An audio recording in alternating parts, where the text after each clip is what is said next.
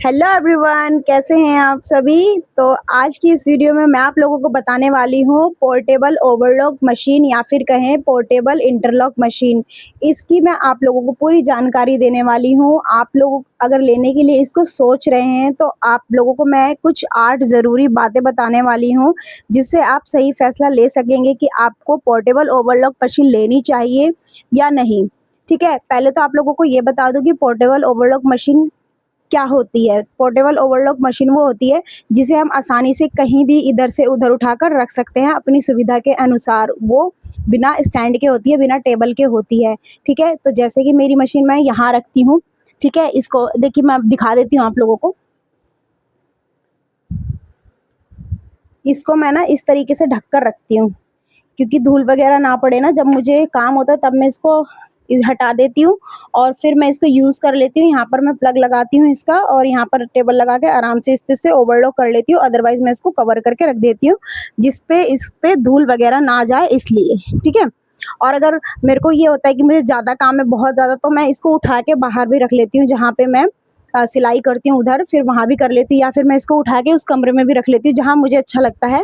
तो उस हिसाब से वैसे परमानेंट जगह मैंने इसको यहीं दे रखी है। ठीक है, तो इसके लिए कोई भी टेबल की ज़रूरत नहीं है, आप इसको फर्श पे भी रख के आसानी से इंटरलॉक कर सकते हैं। ठीक है, तो आप लोगों को बता दूँ पोर्टेबल इंटरलॉक मशीन और जो स्टैंड वाली होती है उसमें क्या डिफरेंस होता है। पहले आपको डिफरेंस बता देती हूँ।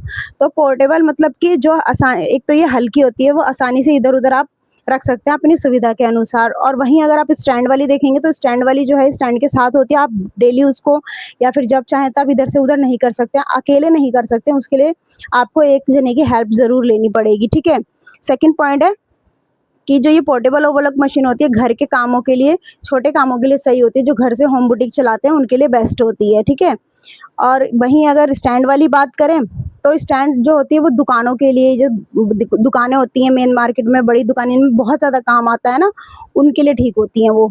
क्योंकि एक जगह रख दिया, उनको हिलाना डुलाना नहीं, इतना टाइम भी नहीं होता उनके पास, तो वो हिला डुला नहीं सकते, तो एक जगह वो फिक्स कर देते हैं टेबल के साथ, तो वो वहीं रहती है, वहीं से वो अपना काम करते हैं। ठीक है, थर्ड पॉइंट है स्पीड इसकी थोड़ी सी कम होती है, ज़्यादा नहीं। मेरे को तो अभी तक खैर स्पीड में से कोई प्रॉब्लम नहीं आई, बिल्कुल अच्छी से चलती है, ये बहुत अच्छी स्पीड है। लेकिन जो वहीं अगर स्टैंड वाली बात करें तो उनकी स्पीड बहुत हाई होती है क्योंकि वो जल्दी काम करती हैं।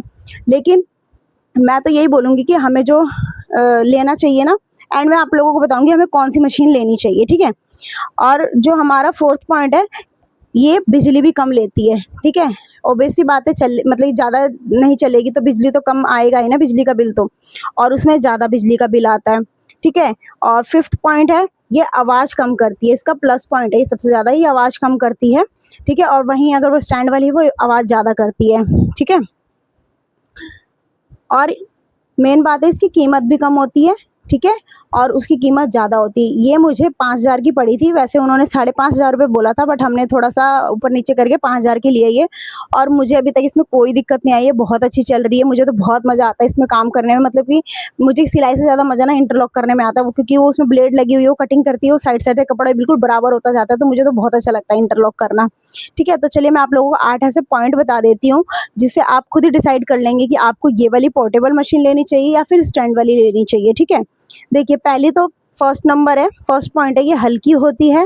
ठीक है, हल्की होती है, और फर्स्ट पॉइंट है ये हल्की होती है, पोर्टेबल होती है, आप इसको जहाँ चाहे वहाँ उठाकर रख सकते हैं और अपना वहीं पर काम शुरू कर सकते हैं। ठीक है, सेकंड पॉइंट है कम जगह लेती है, छोटे रूम या होम बुटीक के लिए परफेक्ट है। जैसे कि मैं घर से काम करती हूँ तो मेरे लिए तो बिल्कुल परफेक्ट है। मेरे को भी, मैं पता है सच बताऊँ तो काफ़ी टाइम से मैं इंटरलॉक की मशीन इसलिए नहीं ले रही थी, मुझे लगता था ना कि स्टैंड वाली ही आती है, मुझे नहीं पता था कि ऐसी मशीन भी आती है। जब मैं उनके पास गई ना तो उन्होंने मुझे ये दिखाया, फिर मैंने उनको बोला भैया ये टेबल के साथ आएगी बिना टेबल के आएगी, तो उन्होंने बोला ये बिना टेबल के रहती है, टेबल वाली नहीं है, आप इसे कहीं भी रख के चला सकते हो। तो मेरे को तो उस दिन जब मैंने इस मशीन को लिया था तो मुझे सबसे ज़्यादा अच्छी बात ये लगी थी कि मैं इसको कहीं भी रख सकती हूँ, इसलिए मुझे स्पेशल जगह की ज़रूरत नहीं है, जो कि आपने पिछली कुछ वीडियो में देखा होगा, मेरे पास स्पेस की बिल्कुल मतलब बहुत कमी है, तो इसलिए मैं ये सोचकर काफ़ी टाइम से नहीं ले रही थी। बट इसमें स्पेस की दिक्कत नहीं है, आप इसको कहीं भी रख सकते हैं। ठीक है, मैंने तो इसको बाहर निकाल के रख दिया था, लेकिन कुछ टाइम तक तो मैंने जिस बॉक्स में ये आया था ना, मैंने उसी बॉक्स में इसको उस साइड रखा हुआ था। फिर जब मुझे यूज़ होता था तो मैं निकाल लेती थी, फिर मैं उसको रख देती थी, फिर मैंने इसको यहाँ पे परमानेंट जगह दे दी कि यहाँ पर रहेगा ये। ठीक है, बाकी और मैं इधर उधर कर लेती जब भी मुझे जैसे ज़रूरत पड़ती है। ठीक है, थर्ड पॉइंट है, कपड़ों में फिनिशिंग आ जाती है, प्रोफेशनल लुक आ जाता है, क्योंकि जब हम इंटरलॉक करते हैं ना तो कपड़ों के अंदर अंदर से भी फिनिशिंग होती है और ऊपर से तो हम सिलाई वगैरह कर ही देते हैं, ठीक है। और सिलाई जो है मजबूत होती है, जो इसकी वो होती है इंटरलॉक होती है, मजबूत होती है। काफ़ी पहले जो कस्टमर आते थे ना वो मुझसे यही पूछते थे कि आप इंटरलॉक भी करते हो? तो मैं बोलती थी कि नहीं करती हूँ।